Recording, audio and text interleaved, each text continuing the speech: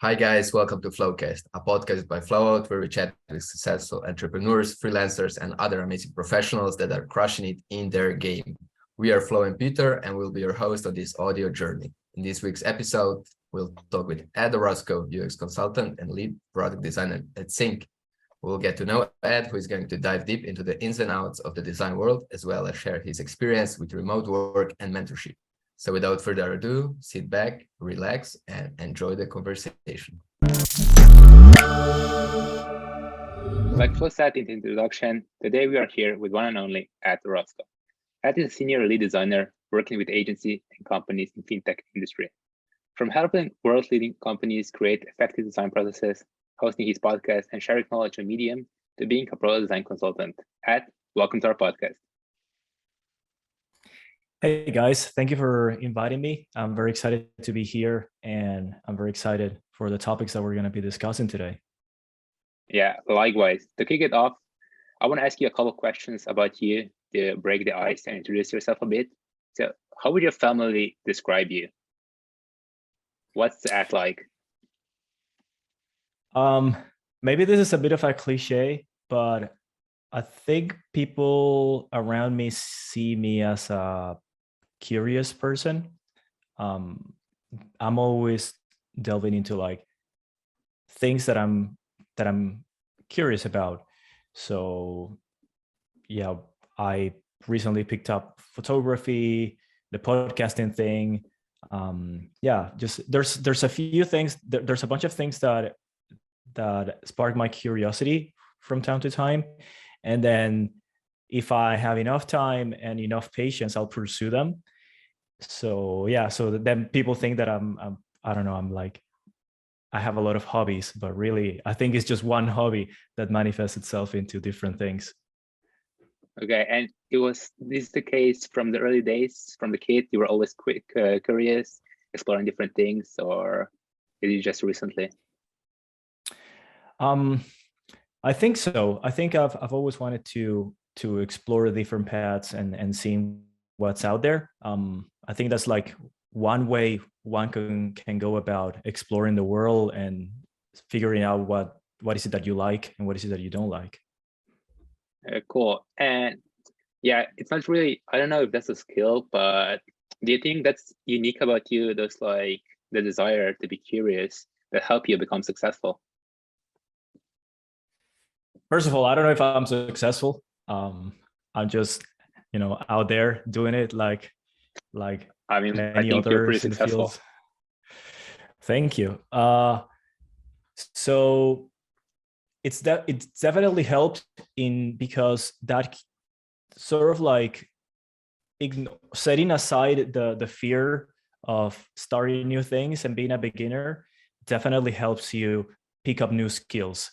And some of those skills could be useful to what you do in your day-to-day. So in that regard, I think being curious and wanting to learn about things that you're curious about, it is very helpful. I don't know if it's unique. I personally know a lot of designers and people who are not designers, but are not afraid to pick up new things and like are not afraid to being a beginner, having that beginner mindset. And that definitely helps regardless of what you do. I think the one constant nowadays is things change rapidly. So if you are willing to learn and are willing to make mistakes and always start from scratch, then that is a very powerful skill that you can develop. Okay, cool. And do you think this also manifested in school? Like, how do you go about educating yourself about the design? Is all school or also a lot of self-taught, doing courses? Most of what I do today, I learned outside school. So I did go to school. I did have a formal education, but most of what I do every day is things that I learn by myself, either through my experience in previous jobs or talking to people or just like doing research online or just watching YouTube. So yeah, it's a combination of both, but I would say the biggest thing would be the things that I've learned on my own. Gotcha. And you probably started just as a normal designer, right? But today you are more like a design strategist and design consultant. Could you briefly describe what this role represents? Like, what's your day look like working as a design strategist? Yeah, so I don't think I'm doing too much design strategy right now. I just started working with a new product, so we're building the product. So my day is really split into customer conversations,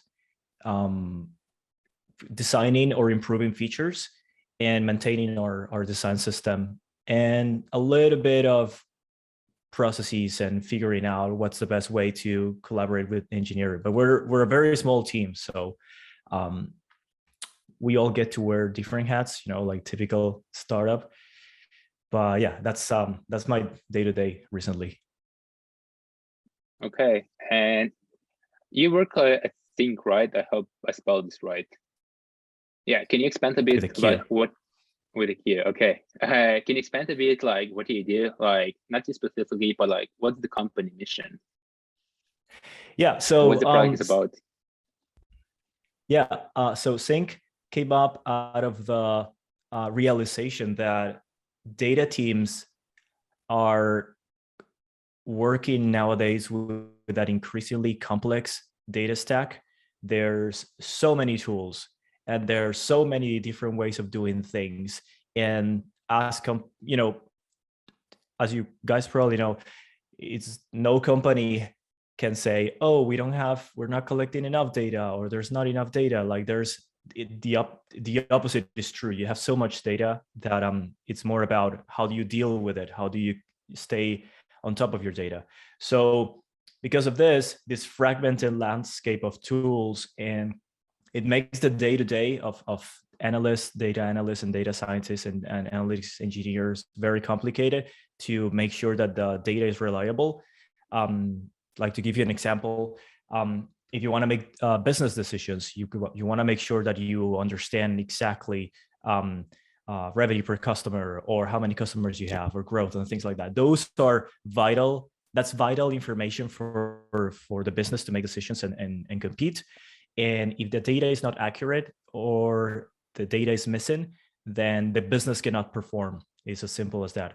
So Synq came out of the realization that the data landscape is very fragmented and difficult to work with, and it's a mess, honestly. So we are creating a tool that is going to allow people to very easily, without necessarily having a technical background, to very easily find the root cause of issues with data, to stay on top of of things when things break, like know exactly what breaks and where it is in the entire data stack, and also to make people, or sort of like create ownership throughout the entire data stack. So for example, if you work in the marketing team, you are responsible for the quality of a bunch of stuff across multiple tools. So we want to make the entire ownership experience agnostic, tool agnostic, so that you can stay on top of your stuff regardless of what that stuff is and where it is. So that's kind of like a long-winded explanation of what we're trying to do. Yeah, we're still working on explaining it in like one-liner, but I know you guys are more technical, so I didn't try to dumb it down. I tried to like be a bit more specific. Love it. Such an interesting concept, and for sure a tool with so much potential. I'm interested, how important is the role of design in making such a tool useful and successful? Well, like in every product, is vital. You have to design it properly, and by design it properly, I mean it has to match what your target user is expecting when they are pursuing their goals. So first of all, you need to identify who's going to be using the tool, and second, you have to understand what the goals are for these people, and what are the problems they are facing right now with the current way of doing things, what's the status quo, and how you can improve it through technology and through design. So that's really what design really is. It's like try to help people do something that right now they cannot do because it's either too complicated or they are doing it, but it's not very efficient or it's a pain in the ass to do. Oh yeah, definitely. I guess design in itself, it's similar no matter what project you work on, but how would you compare working at Synq to your previous experiences? Oh, that's a very good question. I think this is the first time that I work with such a complex, well, it's not really complex, but such a technical product. So while it's true that in the past, especially when I was working at Wonder, we would work with technical products. This is by far the most technical challenge I've ever faced, which to me is very exciting. To me, that like I live for these things, like figuring out big puzzles and understanding like what's the best way of simplifying things that are inherently very intricate. So that would be for me the biggest difference between what I'm doing right now and what I've done in the past. And also another difference would be probably I don't know. I really like the team that we're working with.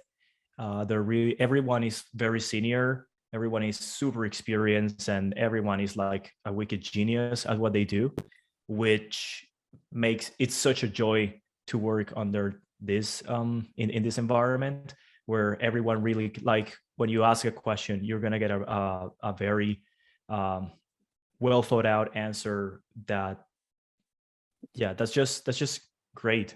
I really love that. And how would you compare it with working at Revolut? It's like such a well-known and popular company, especially here in Slovenia, where we are located. What's it like to work at such a high established fintech? Like, there's probably a lot of those like security policies to follow and such things. Yeah, it's very different working at a small company versus working at a big company.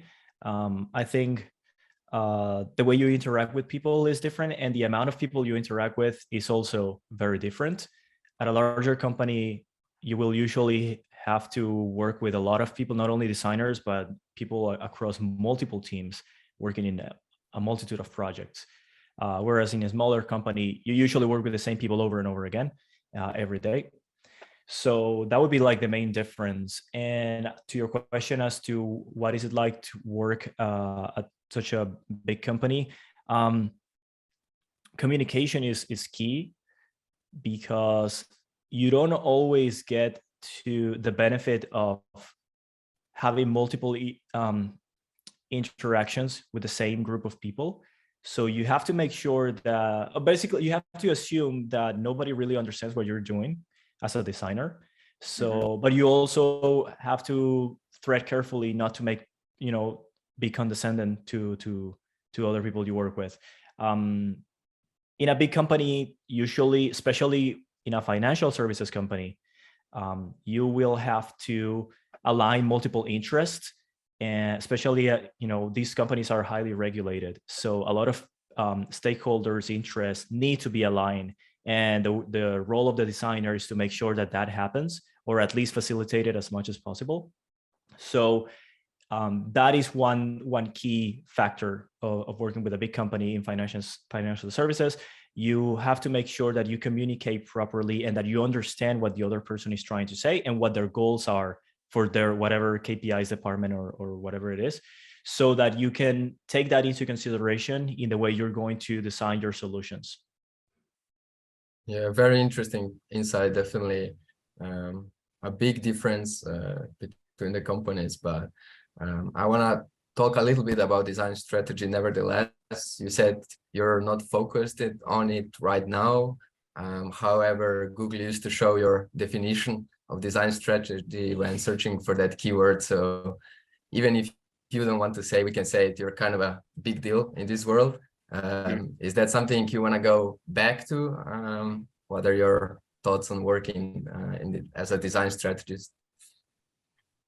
Yeah, honestly, the design strategy thing just came up from us working at the agency and realizing that just delivering design assets was a very low value activity, and there was so much more that us as designers could do, things that were obvious to us that our clients at the time were not doing.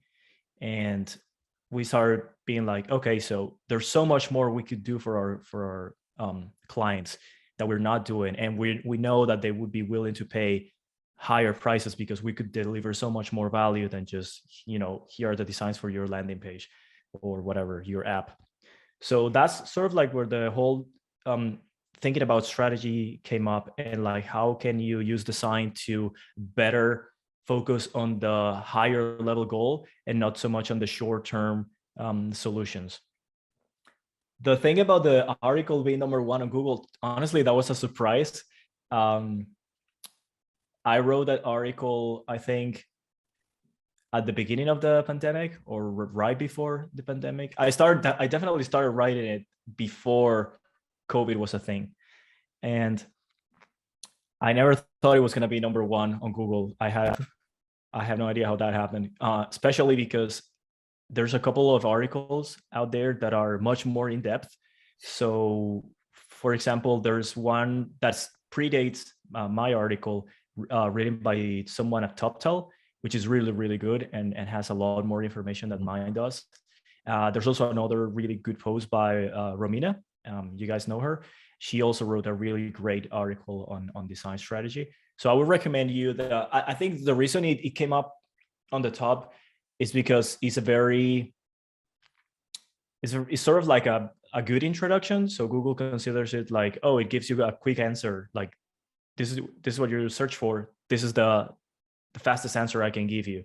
But if you want to dig deeper into strategy and dig deeper into these concepts, I definitely recommend you check out the articles by Romina and also by TopTel. And there's a few others. Like, if you keep going down in the Google's first and second results, you'll find some really good stuff around strategy. Yeah, and also strategy in general, I think is very, very important for designers to understand. But maybe we can talk about that later. For sure, yeah. I wanted to say SEO works in mysterious ways.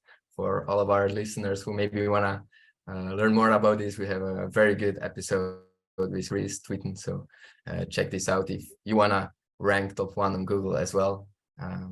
We can't promise it, but you can try. Okay, to finish with the design strategy, just want to pick your brain about one last thing.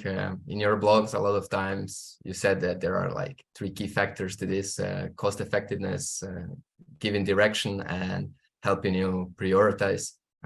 Can you expand a little bit on that? Yeah, so it all boils down to sort of like the same thing. The design strategy is the plan. So when you identify what your objective is, which is obviously why are you even in business if you don't know what your goals are? But once you identify your goals, the design strategy is literally just setting up a path for your entire organization on how you're gonna reach that goal using design. And using design is the key part here, because when you write corporate strategy, you can involve multiple departments and you can align multiple sort of like inputs. But when we talk about design strategy, we're talking about a more specific part of strategy where you focus on how we're going to work with our customers and how we're going to approach them, and how are we going to prioritize our decisions around product and around our technology so that we can hit those goals.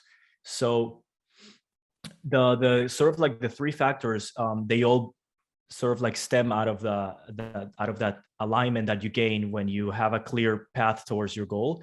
It becomes cost effective because you don't start pursuing other seemingly attractive paths, but rather you focus on the one that you decided was going to play better with your skills and your strengths and what's going to be better for your customers.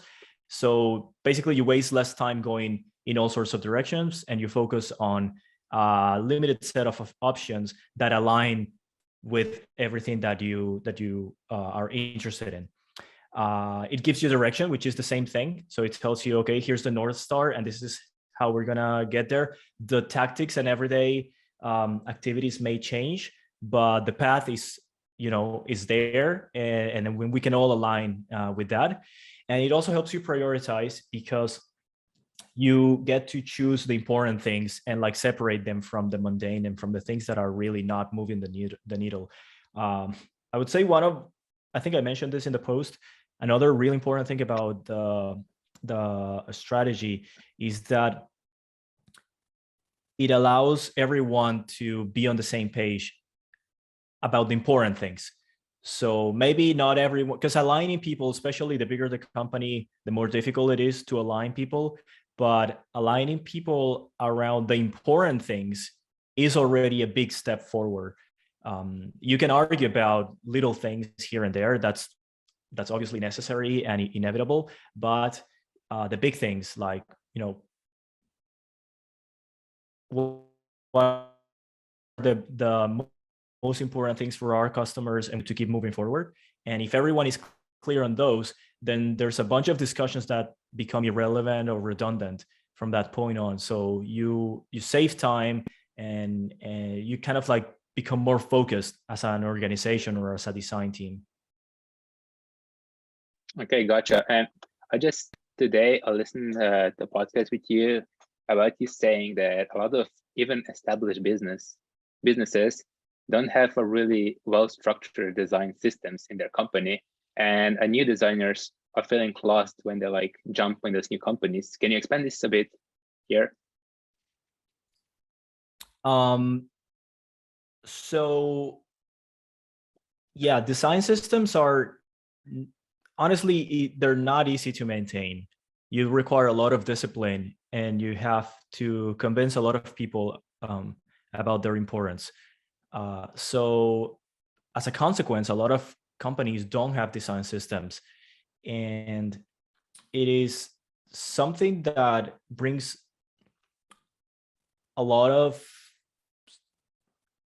benefits to the organization. That is such a shame that sometimes it becomes a hard sell for designers to get buy-in from management or from other stakeholders.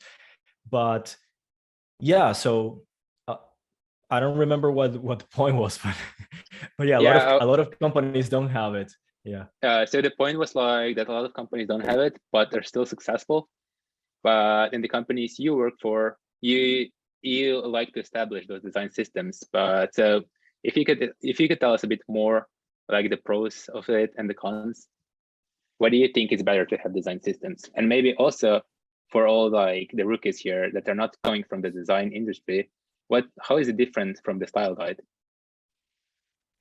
Right. So yeah, first of all, absolutely, you can be successful without a design system. Of course, you can be successful doing everything wrong.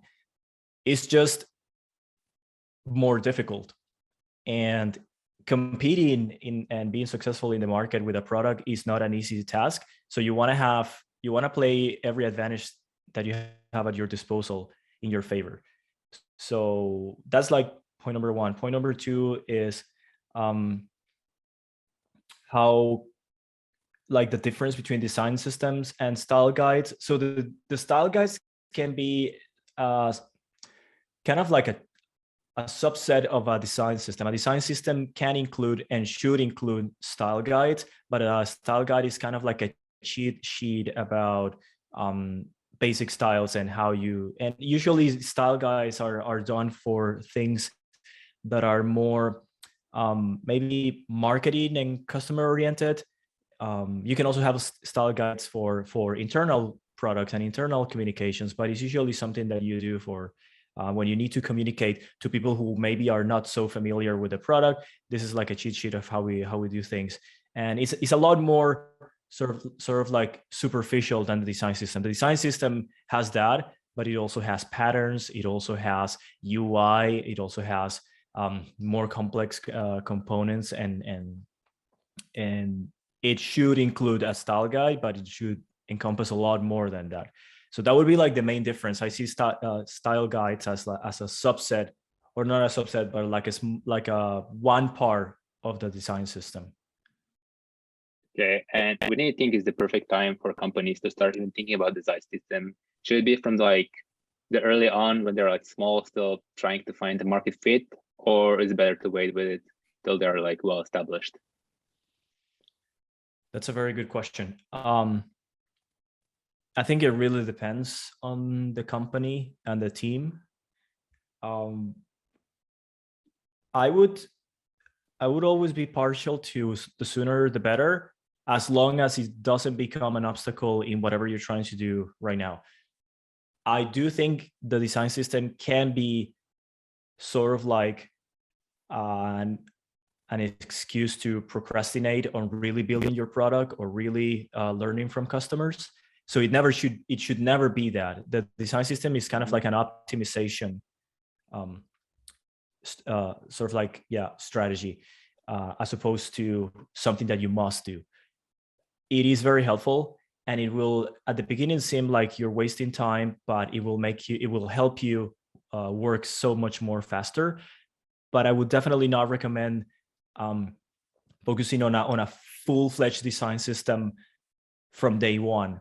From day one, you probably can do with either UI kits or just some basic UI, and then create components as you go. This is the other thing that maybe people don't realize that often, is that you create a design system. If you don't have anything in place and it's a new product, you can create a design system as you go. Say if your first task as a designer is create the sort of like the home screen or dashboard of your product, the process of doing that will ideally generate some components that, as a designer, when you gain experience, you start identifying like, okay, so here's a button. Most likely I'm going to be using buttons everywhere else, so I'm going to turn this into a component.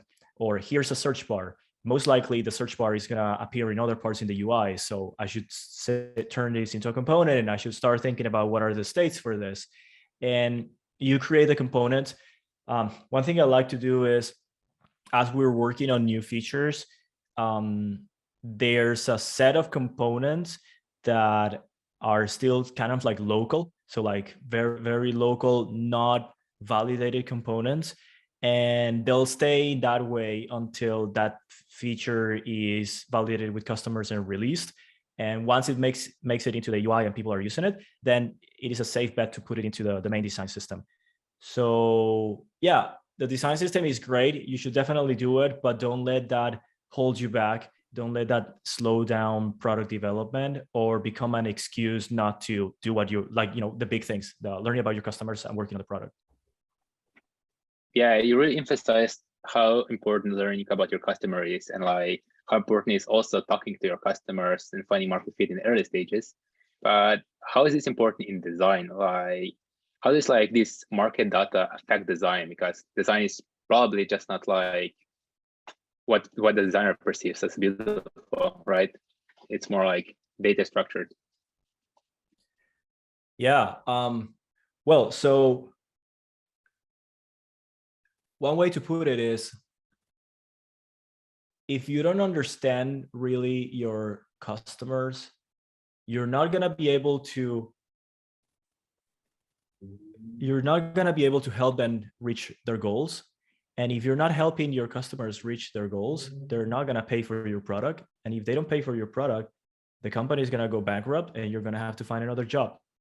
So that's kind of like the oversimplistic way of looking at it. So it is wrong to think that the designer's job is to do visual stuff. It is not just that. Yes, in bigger teams, you have visual designers who specialize in doing visuals, but even them are working based on what you know about your customers. Like I can give you an example. If your customers are, you're working for a consumer app and your custom and is, a consumer app for people to find dog walkers, and your interface looks like a heavy metal band album cover from the 1980s. Most likely people are going to be a little shocked and they're going to be confused and they're going to be like, what is this? And they're not gonna get it, and most likely. And yeah, you might get the odd person that be like, oh yeah, cool, it's totally random, but I'll give it a shot. But yeah, if you're like targeting like a very broad audience that maybe they're very busy and they're looking for someone to walk their dog, and you don't want to be too aggressive in like going in one direction that it's not really something that's going to appeal to your customers, and that's going to hurt download rates and adoption. That's going to hurt whether people decide to stay with your app or not. So that affects the decisions that the visual designer is going to take. So it becomes an art direction problem. So it is very wrong for any designer to assume that understanding the customer doesn't affect what they do. It should affect what they do. And if somehow they're being successful and they're never talking to customers, that's blind luck. And it, at some point, it's just gonna, it's just gonna implode. It's not sustainable. That's just not how it works. The other thing that could work, but it's very unlikely, is that you've been working with the same industry for a long time and you have some insight and some experience about how things are in a specific industry.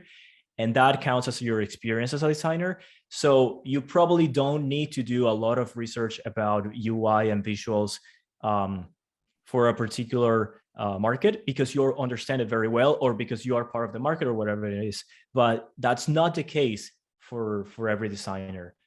And you also need to understand, where sort of like your limitations lie, and be very humble about it. Don't just assume that you know everything. And yeah, that would be my take on it. Maybe a little too aggressive. Now, I found it super interesting how you talk about how design systems can actually stem from starting to design a product. And you've been involved in product design for quite some time now. What do you think are some of the things that design teams get wrong while building a new product, apart from what we just talked about, so not being market focused? I think the biggest mistake, other than not understanding your customers, is overcomplicating things and adding too much stuff from the beginning. It's better to start from the most simple version and add more as you go than start with something very, very complicated and then try to make it simple. Like, that's, to me, is kind of like working backwards. That would be, and it's not just designers. I think across the entire organization, it is our nature to try to add more to it, thinking that adding more stuff to it is going to make it better. But the thing is, when you're starting out, there's very little that you know about how your customers are going to use your product. So if you add a bunch of stuff at the beginning, first of all, it's costly, takes longer, it is more complexity to manage, more difficult to launch stuff. You become very slow. You lose competitiveness because you're so slow. And you might also overwhelm users because you throw a bunch of stuff on there that they don't necessarily need or will interact with, because you're still trying to understand what's valuable and whatnot. So simplify bare minimum. Do one thing really, really well, and then when you are getting great results, and great results, I mean, you have good adoption rates and people are giving you good feedback, then you can start adding more complexity, but like marginally. You don't go and do these massive projects that take 2 years to launch and then nobody wants to use it and then the company goes bankrupt, which is, I think, a very common cause for startups to go out of business, is that they just build this massive product because they think they're gonna have more customers if they do everything. And the opposite is true. Is often the case that people don't want to use a product because it's too complicated or it has too much stuff that they don't need. Yeah, to tie into what you just said, there's a quote from your blog where you write, the further you're into a product development cycle, the less you can affect its outcome. Do you identify that as one of the biggest risks? Tell us a bit more about that.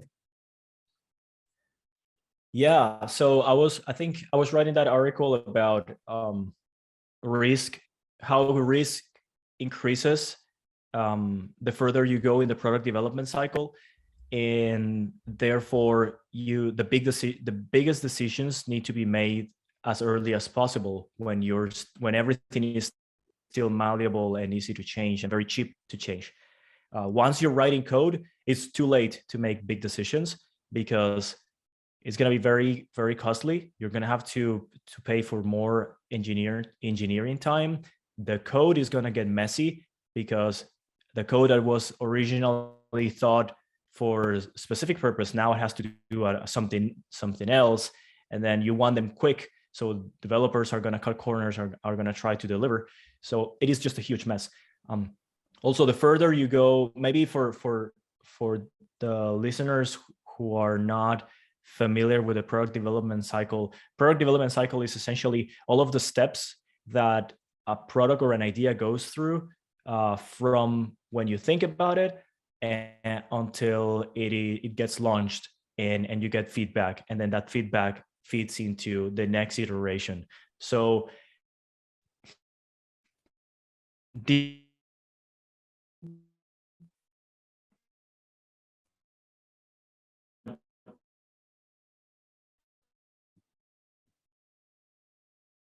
people will have different versions of this user feedback, and then that user feedback becomes again the first step, where you start with research, which now includes feedback, and then you go again into ideation, design, development, etc. So you usually start with research and understanding what is it that you're trying to do and what's the best way of doing it, and look at competitors to see if they've done something similar, both to see how not to do things, but also to see what are the good things that they're doing. And you don't have to reinvent the wheel. Like, if they're doing something that works, just copy them. I mean, that's fine. So in the early stages, it's very easy to make changes. All you have is maybe some sketches, or maybe you have some designs in Figma or whatever you're using. But the more you add sort of like definition to that idea, the more you work on that idea. So for example, if you go into prototyping with the design, and then you go into front-end development, and then the more difficult it becomes to make changes, because it involves more people, because it's the work, that idea down the product development path already incorporates many decisions made by a lot of people upstream that just complicates things. And then when you backtrack on a particular decision, it becomes a pain in the ass for a lot of people, and it costs more money. So that's sort of like the point that I was trying to make, is that make all of the big decisions early on, because that's when it's cheaper and that's when it makes more sense to do it. And that's where it's less risky to make those decisions. When you go down the product development cycle, and it is more expensive and more risky. Okay, those were super insightful stuff. We spent like 40 minutes talking about design, and feels like we just started. So with that, I wanna move to the next topic about remote work. There's a lot of debate going on about remote work. More and more companies are doing it, but there's not so much debate about async communication in the remote work style. Can you expand a bit about this? Because I know you talk and write about this a lot. Yeah, so I want to make something clear that while I do acknowledge all of the great advantages of remote work, I do think there is a space and a place for in-person communication from time to time. I think honestly nothing replaces the high bandwidth communication that you can have with another human being in real life. But getting that out of the way, when you're working remote, I think many of the sort of like issues that I saw companies that were not used to working remote, many of the issues that they faced when they had to go remote because of COVID was that they didn't know how to handle the communication amongst their colleagues. So they were trying to bring the physical way of working into the digital, and they ended up having, meetings every 5 minutes, meetings for all sorts of things, and interrupting people, not creating time for sort of like deep work and focus on something for long stretches of time. So that's why I started writing about the async communication. And honestly, I didn't come up with this. It's a very old concept, and many authors have written a lot of stuff about that. There's a really good article by GitLab on async communication that I think I quoted in my article. But the sort of like the gist of this is that when you're working remote, there are certain advantages that you need to exploit rather than hinder. Sort of like when you're working in an open floor office, you're very prone to distractions. Anyone can come into your work to your desk and start talking to you, or you waste a lot of time, going for lunch or drinking coffee or whatever it is. When you're working from home, most of those distractions disappear. And I think a lot of managers who are getting used to the idea of remote work sort of like were very fearful that, oh yeah, how do I know that you're actually working and not just like wasting your time? They've done a lot of research about this, and for the majority of people actually work a lot more when they're working from home because they don't have those distractions from colleagues and they don't have the distractions that are inherent to an office. So what I wanted to say is that there are ways to communicate that you can through technology that can help make remote work a lot more efficient sometimes than working from the office. So if you really need to focus on stuff, it is good for you to have long stretches of time without meetings and without interruptions. And that's when your best creative work is going to happen. And not only creative work in the sense of a designer creating new features, but also for managers to think about strategy, and for everyone, just long stretches of time where you can actually focus without distractions. That's where async communication sort of like comes in, because the whole idea of async is when you're thinking about sync communication is what we're doing right now is one-to-one real time, or more like, we're three people, but like it is real time. Async communication is the opposite of that. Async communication is when you sort of like communicate something and don't expect an immediate answer right away. So what that means is that you craft your messages and everything that you say in a way that is very clear so that the other person can respond and give you a higher quality response that will sort of like hit all of the points that you're trying to get from them. And there are many ways to do async communication. Email should be an async tool, even though many companies and organizations use email as if it was an instant messaging app, which is awful. But Slack, for example, in my opinion, should be used entirely async or mostly async. They do have some features for calls and stuff.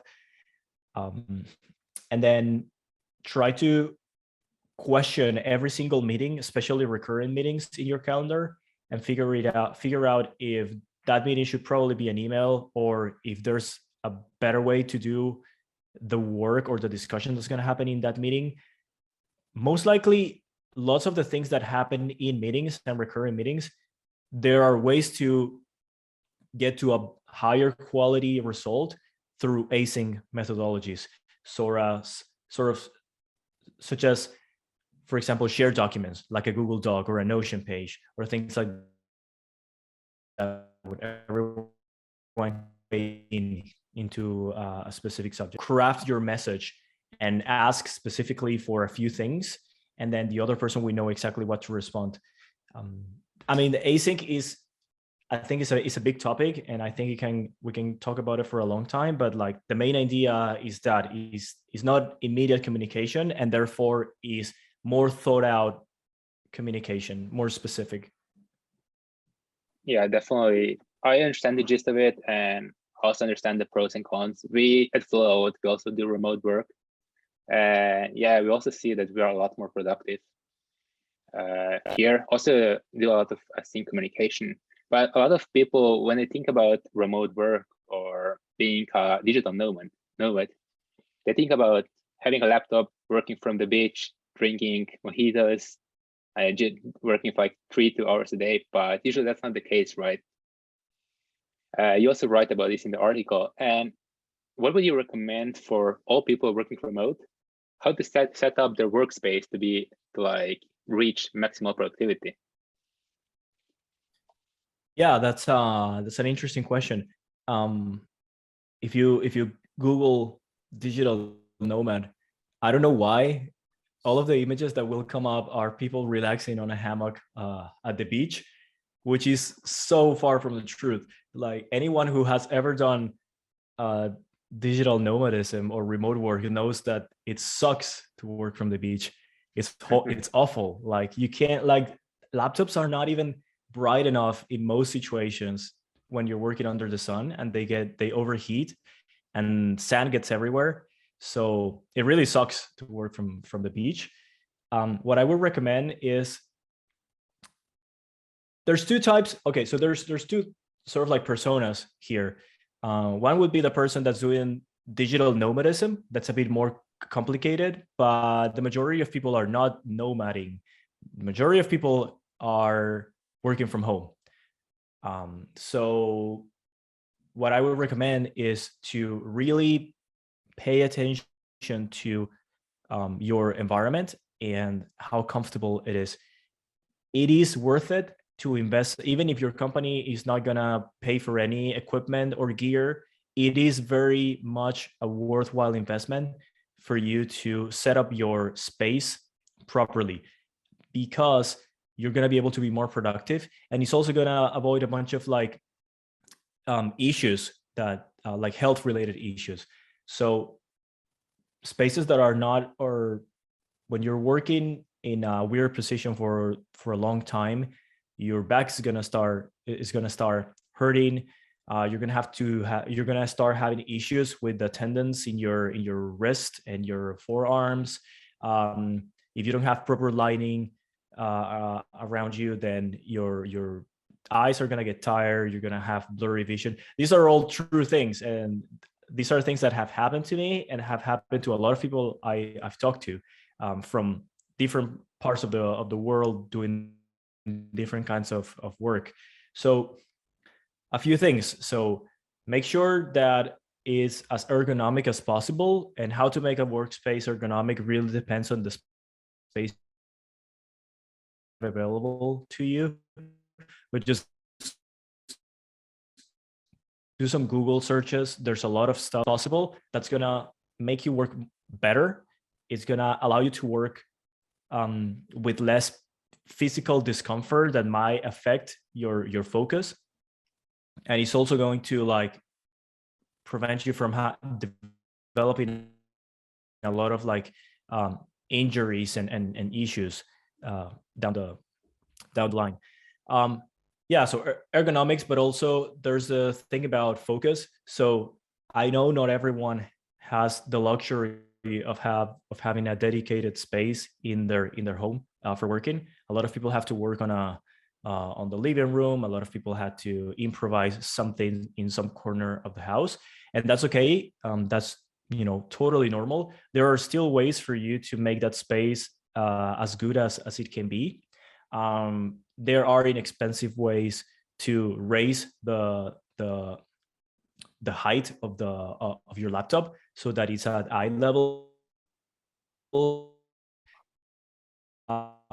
Getting a keyboard are so cheap these days, so just get even a Bluetooth keyboard is not really that expensive. Same with a mouse or a trackpad, whatever you prefer, and that's already a huge improvement. Work on a chair that has some form of like lumbar support so that you're not kind of like slouching the whole time. And some people are like, oh yeah, I'll just sit up straight, and it's like that's not gonna happen. Like after 20 minutes, everyone will start slouching no matter how fit you are.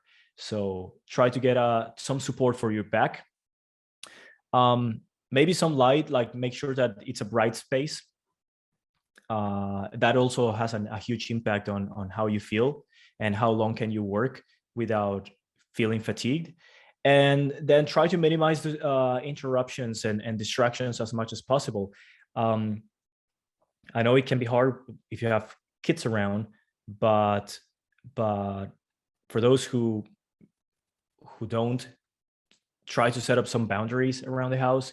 At this point, everyone is used to it. We're not in 2020 anymore. Everyone knows that you have to respect the working hours of the people that you work with and keep noise to a minimum. If you're sharing the house with someone who also has meetings and phone calls, try not to yell. Try not to be that obnoxious person that's very loud on the phone. And yeah, so those are the things. For digital nomads, it gets a little more complicated because you're in like your desk is always different. So yeah, I think I also wrote a blog post about this, but then there are like very lightweight keyboards and peripherals that you can use, and also foldable laptop stands that you can use and travel with. I used to do that for a long time, and that can help you. Yeah, it's not always going to be ideal, but as long as you can get a table and a chair, you can set up an okay working environment. And then try to stand up every, I don't know, 1 hour. I don't know what experts recommend, as often as possible, so as often as your work allows you to. Also to kind of like relax your muscles so they're not like all the time tired. And yeah, that would be like my surface level recommendations for like remote work. Okay, I think I got it. Ergonomics, dedicated space, keyboard, light, minimizing interruptions, and standing up. You gave us so much actionable advice today from a wide variety of topics. So now I have no choice but to hit you with the most cliche podcast question of all time. So what's the advice you would give to your younger self? Oh, I didn't know that was the most cliche question. What would be the advice I would give myself?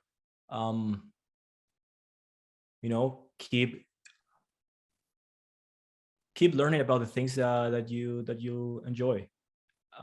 Don't cap your curiosity. Keep it alive. If there's a topic that you're interested in, just learn more to see if it's actual interest or just like a very ephemeral curiosity. But just like follow your interest. Not everything has to be not everything has to become a job. You can learn a lot of stuff that you're not going to make a dime out of, and that's okay, because it will still make you happy. And who knows if in 10 years or 20 years or 30 years those skills are going to be useful. But yeah, learn about the stuff that interests you. That to me would be the best advice for my younger self, and for everyone, really, my older self and everyone. To wrap this podcast up, we have a series of 5 burst questions. Answer from your first instinct. So what's your favorite book? That one's tricky because I don't think I have one favorite book. I think it depends on the topic. Then I would have multiple favorite books, and then it wouldn't be a fireburst question anymore, rapid fire question, but I'll give just a few. I really like how to make friends and influence people by Dale Carnegie. I really like especially for agencies and freelancers, I really like the Win Without Pitching manifesto by Blair Enns. Really like it. I really like Thinking Fast and Slow by Daniel Kahneman. Really great book. Yeah, there's a few others, but I could keep going. No, I love it. You have a favorite podcast? Again, it's like the book. It comes and goes.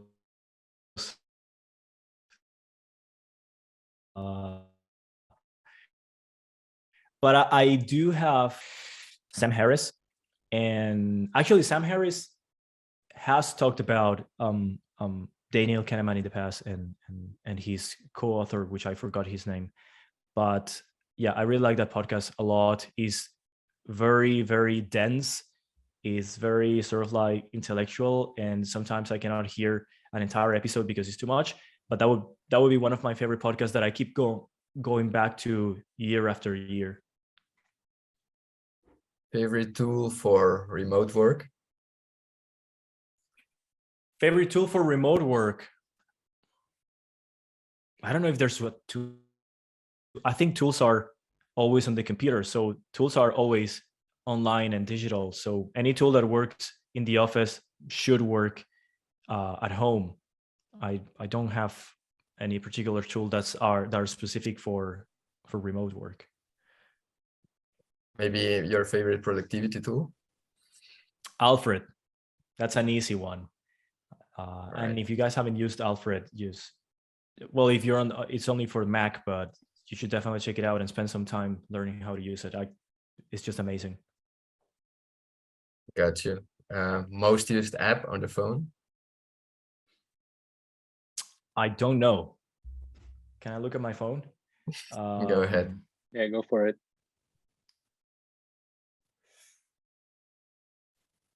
I don't really know. So what I have here is the Photos app, weather, maps, Spotify, but I don't use Spotify on the phone too much actually.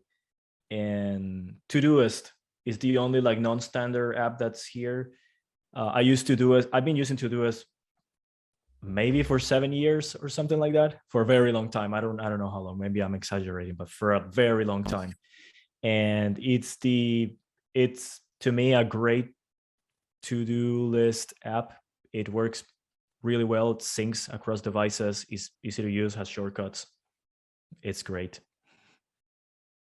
Perfect. And your favorite hobby? Depends on the day. Sometimes it's photography. Sometimes it's playing guitar. Sometimes it's reading.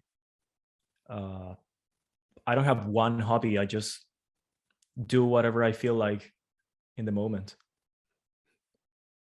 It's a good motto to live by.